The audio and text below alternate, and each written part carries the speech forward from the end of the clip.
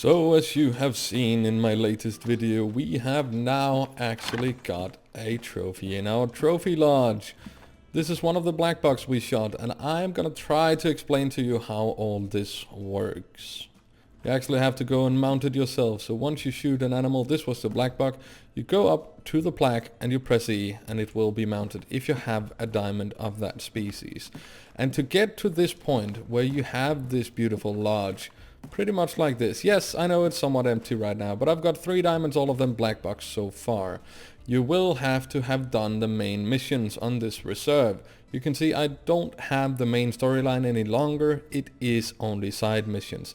And then when you have done those, you get this one, Parque Fernando Trophy Collection. What this is basically harvest a cinnamon teal and earn a diamond. And this is all of the species on this map.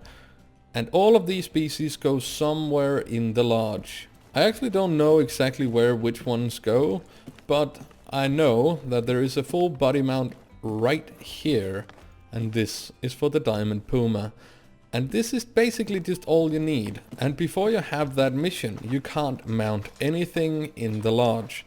I know if you do shoot diamonds and such before, it sucks that you cannot put them there afterwards. But this also does mean that if you are playing on single player, as you need to do to make missions, so you need to shoot the animals on your own map in a single player game to be able to mount them as it is right now.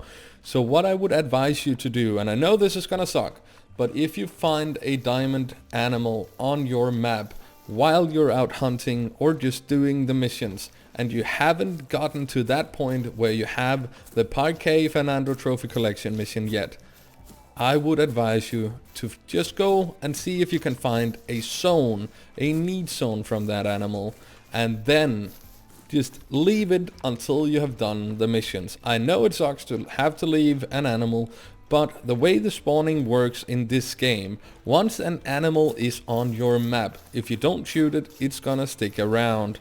Unless you somehow manage to manipulate the game files or you delete your animal population file. And this way you then know when you have done all the missions and you know exactly which of these zones here on the map. You can see the different need zones and such we have in the areas. There's a need zone for an axis deer. If I knew there was a diamond axis deer tied to this zone, I would just continue to go to that zone and try to find his tracks and track him down. And there, to make the tracking even easier for when you know if it's a diamond, we have something on Discord called the Call of the Wild spreadsheet. There's a link for this Discord down below.